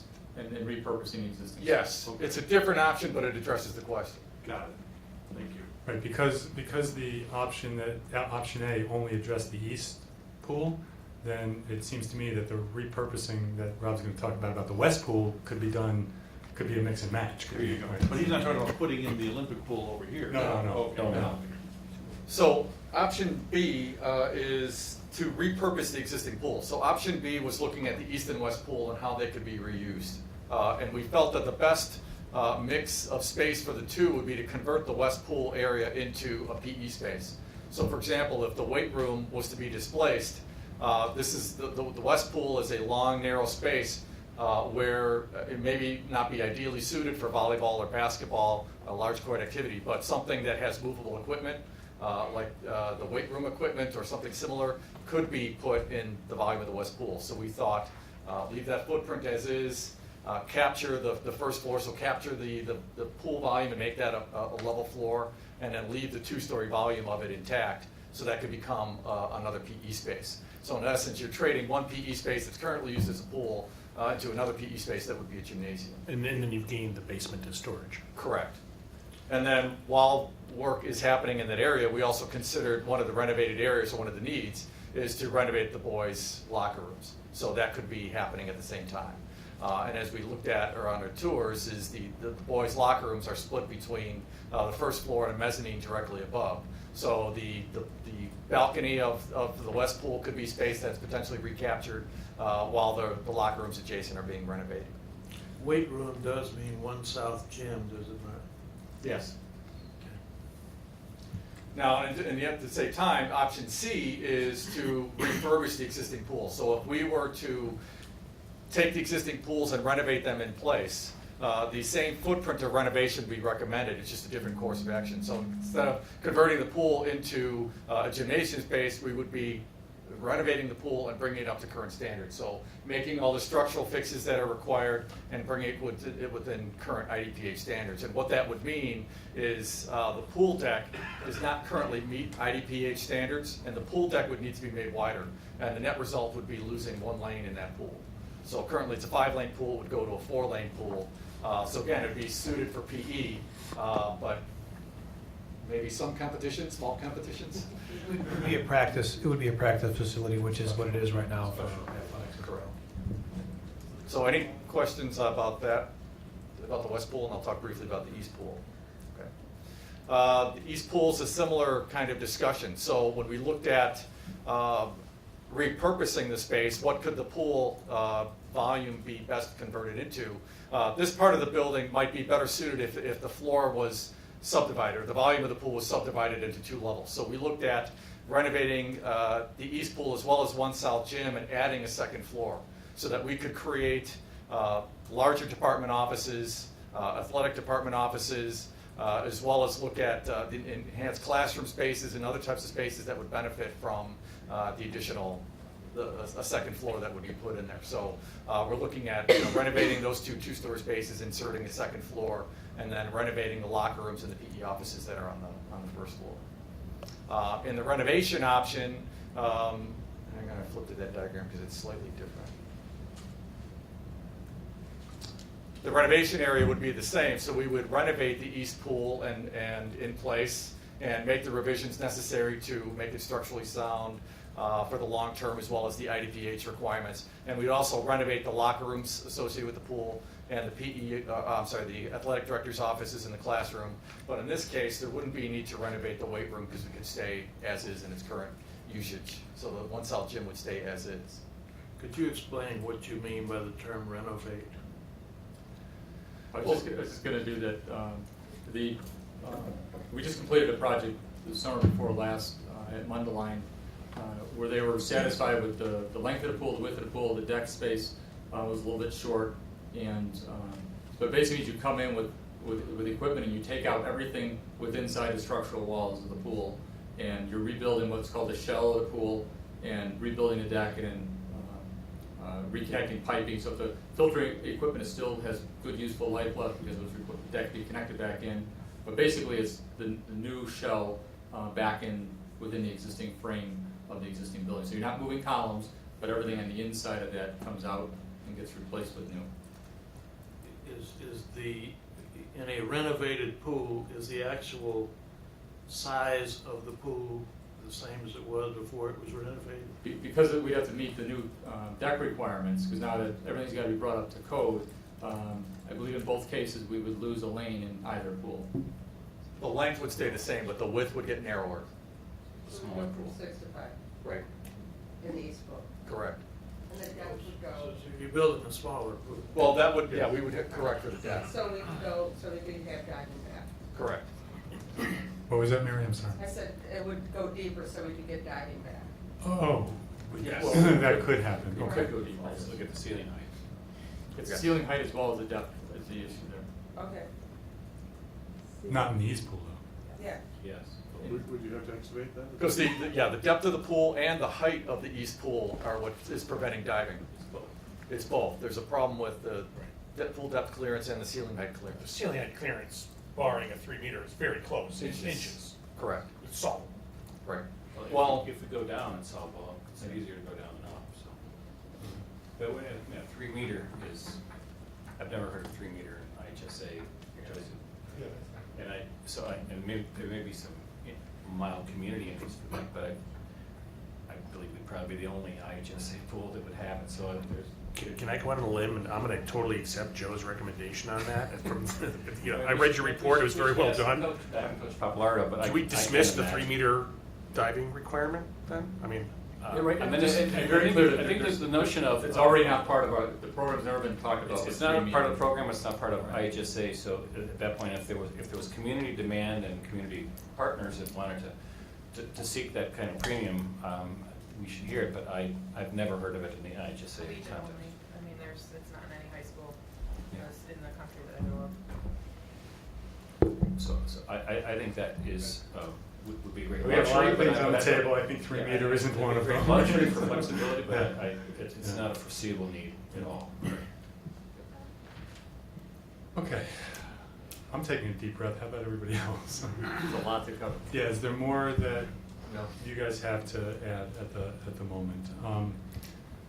Peter and then Chris and then Kathy. And, no? Okay, then we'll see what else. Were we gonna throw darts at prices on these? We were not going to throw darts at prices tonight, and we were going to take it in if that's okay, and hopefully do that at the next meeting. Okay. I have one question. If you remove the 3 meter option from your option A, does that impact the size of the projected building? No, I referenced the 3 meter option as we were trying to figure out what drives Oh, you said flexibility, yeah, it you became the said- visibility versus I get it, the the sightline trumps. sightline trend. And Chris, you had a comment? Yeah, and it's just something that I've been wondering, at the point at which, go back a couple months, that you guys were voting on putting the pool where the baseball field is.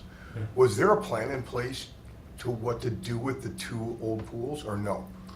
It was gonna be like Did figure- Ralph put you up to that No, question? no, I'm just asking because, I was just No. wondering because, obviously, it's very obvious that there's additional spaces needed for classrooms and stuff Yeah, like that. I just didn't know if there was a plan, like how, if we build the pool over here, All then we- we're gonna upgrade the facilities by doing X, Y, and Z, but there has not been. All we had at that point were very rough estimates about this, what we've been calling repurposing tonight, was to change them into, all we were calling it was usable Facilities. space Okay. at the moment. Right. Was that it would be $5 million for the west pool and $11 million for the east pool, and that included, as I now understand it, putting a second story over the east pool and in the weight room, so that we would have, so for that, if we build off-site and then want to repurpose those, we actually do have an estimate on that particular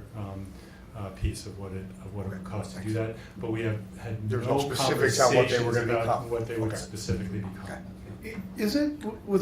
Is it within the purview of this committee to do something like, going back to the baseball field, maybe the baseball field's moved to Lindbergh like we talked to, or softball's moved or something, and then on top of that saying they should repurpose this space in a very dramatic way so that we not only upgrade our facilities, but we have future anticipated needs built into all of this? Because to me, that would make the most sense.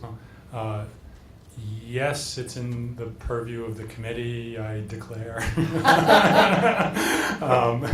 It's an and- answer to what should you build, and where should you build it, and Exactly, what it's will it cost. it's absolutely within the. Well, and I think that if you do the pool, then you say, and then what we also need to do is right away, create a plan in a pool on the baseball field, let's just say, create a plan for how we're gonna redo all this stuff to create, upgrade our facilities and create more space, because we obviously need it. We need it now, and we're gonna have a lot more students. So, and presumably there could be more sports as more things have come on over the last 10, 15 years. So what I think tonight does is give us, we asked this question because we hadn't studied this, right? What is possible inside the footprint of the south facility? We've learned a lot about that tonight. I think it's been extremely helpful. Agreed. The conversation at the next meeting in 2 weeks is going to be to bring in front of this full committee now what we've already learned, because we have a lot of information and we're going to try to collect it into a digestible presentation about the baseball field and a couple different ways to do that, about the parking garage. We've had discussion about the Lake Street field, although I think there's less appetite for that, but we'll talk about that. And then the one other conversation was about the potential for renovating, as we just discussed, and doing an offsite. I'm going to try to pull together all that information as best as I can, and I think we have a lot of this, and I'm pretty good at it. Present pros and cons and everything we've heard, things we've heard from neighbors, things we've heard from youth sports around the villages, to try to give a lay of the land of that, and then we can start to grapple with which way are we going to go, Chris. Well, ask maybe if you can put one more thing on your plate. And it's just because I've been here for 18 years, and I've, through a couple administrations, talked about improving that grass area out there that is, football practice, softball, and baseball. And even with the last superintendent, they looked at it. But we've never gotten a clear answer that can it really be improved? Can those field spaces really be improved? Because we hear stories of that there's foundations under the grass. So is it always going to have to stay a grass field? Because I think that's important then to say, if we really can never make an improvement to that whole area, then why not put a pool there? You know what I mean? If we're never going to be able to make a turf football field, which, grass football fields are becoming obsolete. And if we're going to ask for, more community members to use those spaces, youth football, being on grass is kind of counterproductive. The wear and tear of it, the fields never have an opportunity to kind of recondition themselves. So if the building over there is never gonna be able to done because of all these foundations that would make it, wouldn't make it cost efficient, I think it would be important to know, saying, hey, the way it is right now is basically the best it's gonna be is field space. That's interesting, that's the first time I've heard that. I've heard For it. a year and a half. I've that's the heard it, first time I've and heard I it. actually That's always very- showed it that's one very time by helpful. looking out a window Let me- after a thaw, and that you could see where old Interesting. lot Let me lines just were, ask Patrick and Rob, when we did, when we did the soil borings, did we learn anything about that? Because we've heard the same stories. Is it true? And when we did the initial pool study, we took soil borings on a grid pattern across the fields, and they revealed nothing. So there is no foundations It's underneath possible that. that there are remnants there, but the soil borings didn't find them. All these years that we weren't getting a turf field was because these foundations were under there, but there are no foundations under there. Well, the Oh, soil that- borings didn't find a foundation. No, the soil boring's taking a small cylinder. What we're looking for is a condition of the soil, looking for backfill. I guess my next question would be then, is it not the same cost to put a turf football field there as it would be to put a turf football field in the middle of an open grass field? That's what, I don't want to say it's the same cost because we don't, once you start to excavate, you can start running into things. And we know that there was apartments that were there. I think what might help is in the options where we're talking about a pool building adjacent to the fields, pool building on top of the tennis courts, in all of, even a pool building on top of the, or at the site of the parking structure, all that would require some level of stormwater retention. And so there's been discussion about where do we put that stormwater? So there's been discussion about putting that underneath the ball fields in pipes. And then when you come back up, having the option of putting in artificial turf or natural turf. So right now, in the previous cost estimates, we were carrying a number for field redevelopment.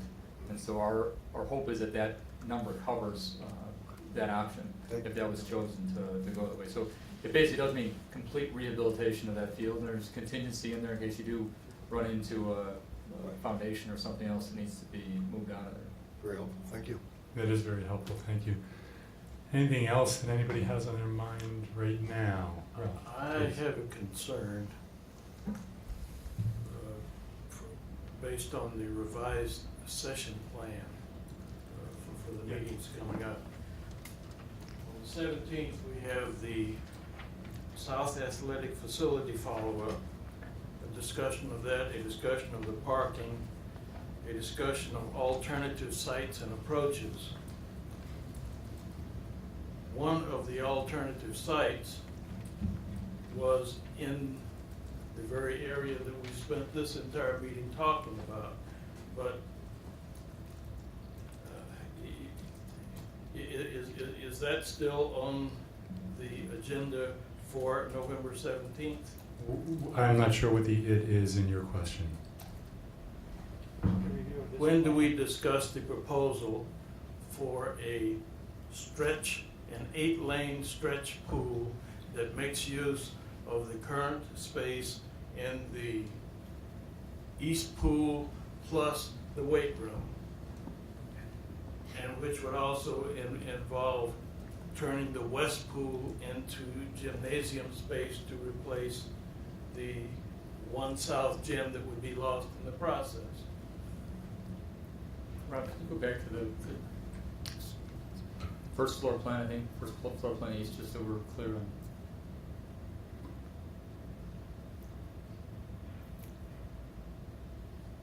So can you draw just a rectangle? I know this is not going to be a scale, but draw a rectangle to indicate what Ralph is saying, I think.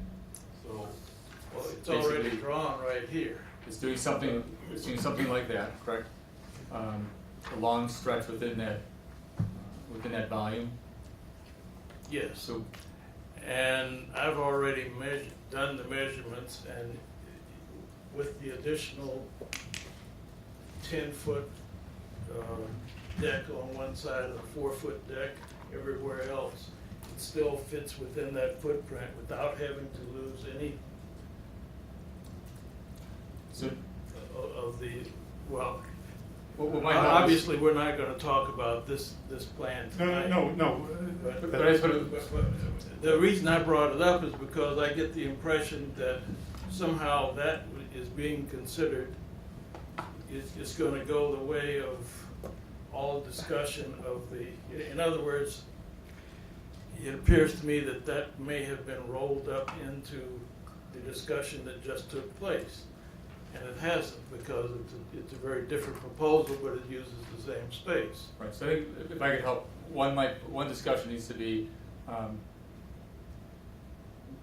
with the ad hoc committee, we were directed to focus on a long course pool as being the solution. This group talked about at the last meeting, the long course pool needs to be the direction. If we could certainly consider a long stretch at that location. We have done some loose sketches. The school board has not adopted a commitment to an Olympic-sized pool. Correct. But just explaining why you didn't see that tonight. The other challenge with those two spaces, and Rob, but they're basically two different buildings, the way we think of them structurally. The existing east gym and the wrestling room are really two different buildings, two different structural systems. And it's best probably seen if you go to the next level up. So there are two different buildings, and you go to the roof plan, one level beyond that, is that you're really tearing down, in order to do what you're asking, it's not a simple gut and rehab like we described before. Obviously, it's more expensive. It's taking down a significant piece of that, and that's where we haven't figured out exactly how you would do that, as far as what portion of the building would you take down, and how do you keep the other portions of the building operational, which is why it got kind of rolled into the bigger solution. But that is something we can study between now and the 17th if you'd like more homework done on that. Here, could I just ask a quick question on definitions? The stretch pool versus the Olympic pool. The stretch pool is smaller, and then it would have direct impact on both PE education and on competition. John, or I don't know, the coach or Mary, there's... Well, I can talk a little bit, and Joe, you can jump in too. We have a lot of experience in that. So I think we should all start trying to use the term long course pool rather than Olympic pool, as Joe asked us last week, okay? What we're talking about there is a 50-meter long by 75-foot wide pool, okay? It does give us the most versatility for PE and athletics, no question about that, okay? Over the last several years, I've been asked this question, and would a long stretch pool serve our needs? Well, it's not an easy question to answer. Could it serve our needs? It could serve our needs, but it's based upon a lot of other things that we're talking about here. If that's the best possible solution for all of PE and all of athletics, because we get a variety of other things with this entire project, is it possible? It's possible. How big is it? Well, this long stretch pools can kind of be a different variety. We were talking initially at one point about, instead of a 50 meter, about a 40 or 42 meter long stretch pool, I think, Joe, is that about right? That's right, and the configuration that John described allows competitive swimming. Competitive swimming, of course, is a fixed length, so we can have either long or short course, so either 25 yards or 50 meters. So in the same discussion earlier about sort of regulated PE spaces, gymnasiums, in trying to have the most practical and flexible spaces.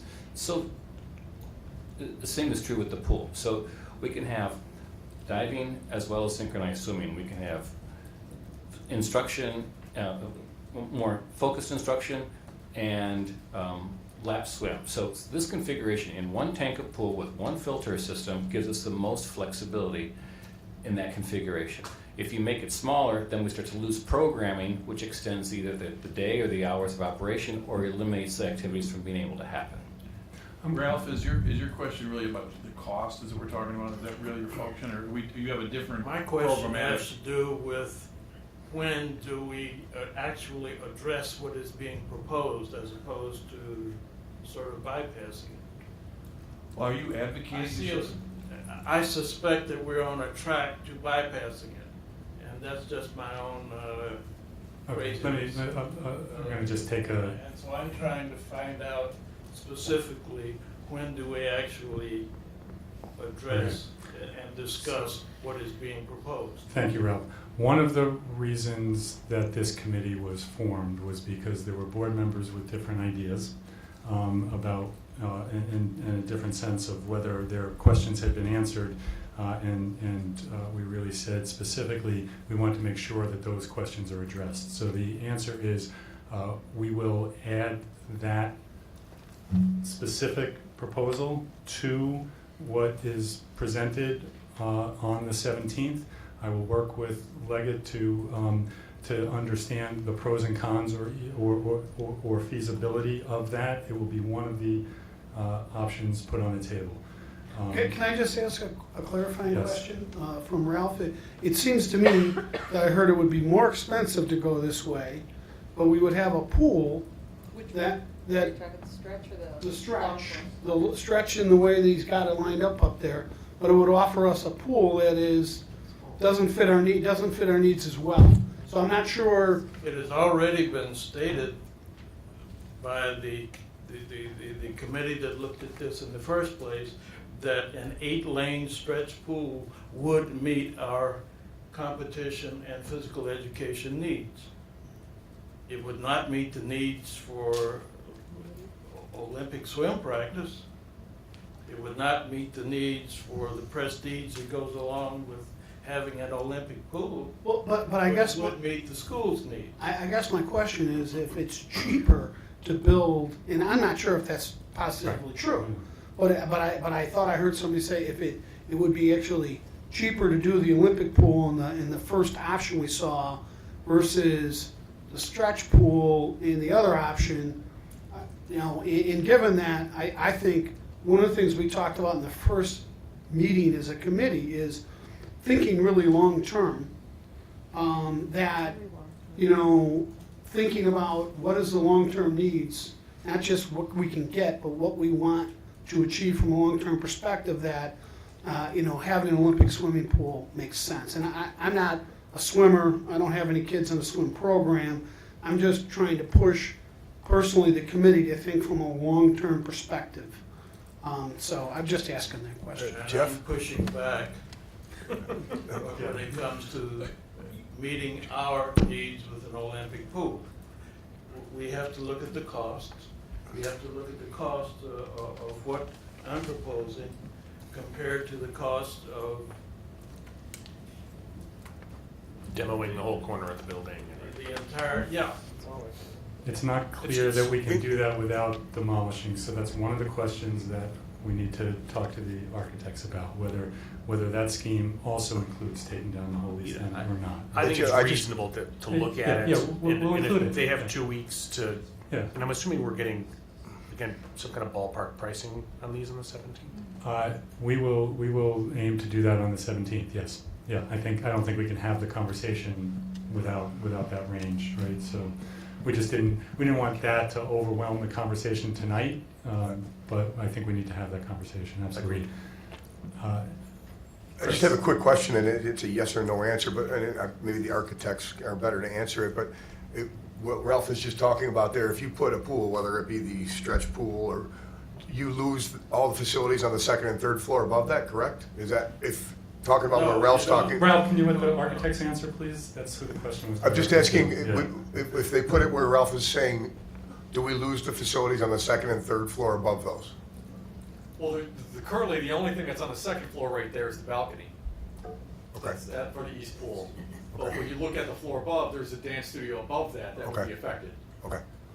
And the third floor?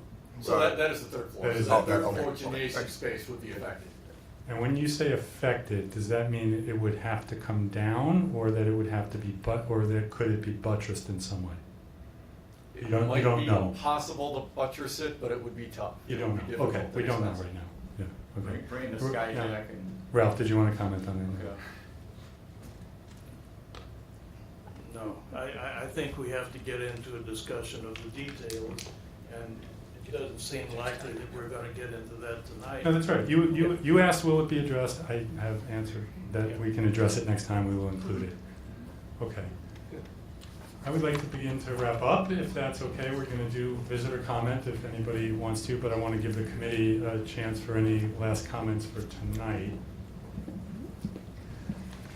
Okay, so, Do you have any agenda next steps? Yeah, so next, Before- yeah, thank you. Next steps. So the next steps I wrote down, we're going to follow up on tonight. So we're going to follow up on these questions. I'll get with Todd and Leggett, and we'll take it forward. As I've said a few times, we're gonna work on putting together these options. To the extent that people, I've met with some people, I'll reach out to those who I haven't. To the extent that you have specific questions or specific comments on all the options that are floating around, please try to feed them to me. The more we can get into one document, one presentation, I think the better off we'll all be. And I'm going to try to do that by the Friday before, by the 14th, to get it out to everybody. But any thoughts you have, please share with me. And we're going to have to look at the timing for that night.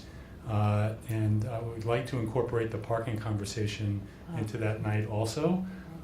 And so one question for the committee is, we've tried really hard to do 7 to 9. Is everybody okay if we add at least a half an hour and plan on 7 to 9:30 and maybe a little bit more? So again, I'll try to manage the time as best I can, but I think we need to stretch it a little bit. So. More time rather than another meeting? Yes, more time. Yeah, absolutely, absolutely. Okay, so let's assume that we're at 7 to 9:30 next week. 2 weeks, excuse me, 2 weeks on the 17th. Anything else? Any other, is that covered? Those are, oh, and on the parking also, you know, this parking garage question, there are lots of pros and cons about that, and we're gonna have the consultant here who did the analytics study to present the data. Also going to try to get look back at conversations that have happened and make sure we get some people talking about both the pros and the cons, so we can get a full picture of what taking down a garage might look like, where we would park, how it would work, things like that. I guess I do have a follow-up on the next step. This new concept here is still a concept, and I'm encouraged by the concept, in fact, but I think in 2 weeks probably most of us would like it to be sort of caught up to the level of detail to equal some of the other schemes for comparison's sake, correct? Is that what the 2 weeks is hoping to do? So it goes from concept to sort of proof of concept to... I need a sense of what that... Let me address... What did we get?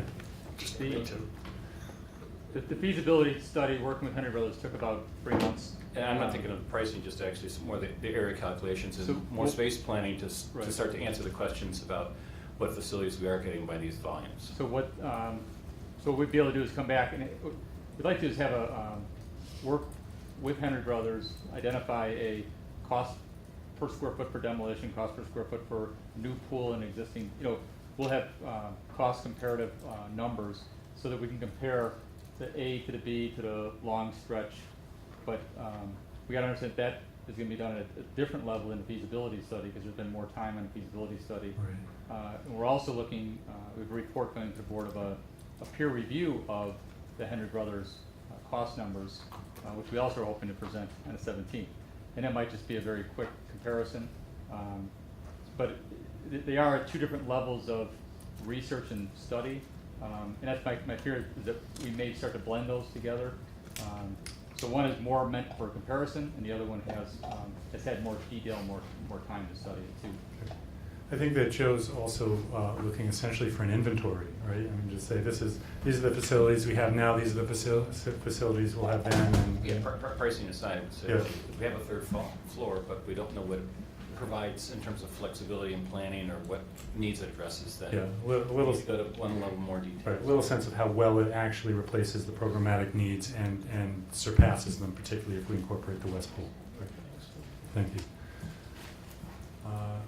Okay, with that, I will ask if anybody is signed up for public comment, Bill? Or would like to make public comment? All right, well, I thank you all for the committee for the work, the visitors for listening in. Visitors also send thoughts. You know, this is an important conversation, and we're still open to hearing from you. So thank you very much. Could I have a motion to adjourn? You can't. It was designed for. I have a second. Designed for All in favor? level. Maybe 2 levels. All opposed? No. Go to the very top. You can see the Thank you, columns. everybody. Good night.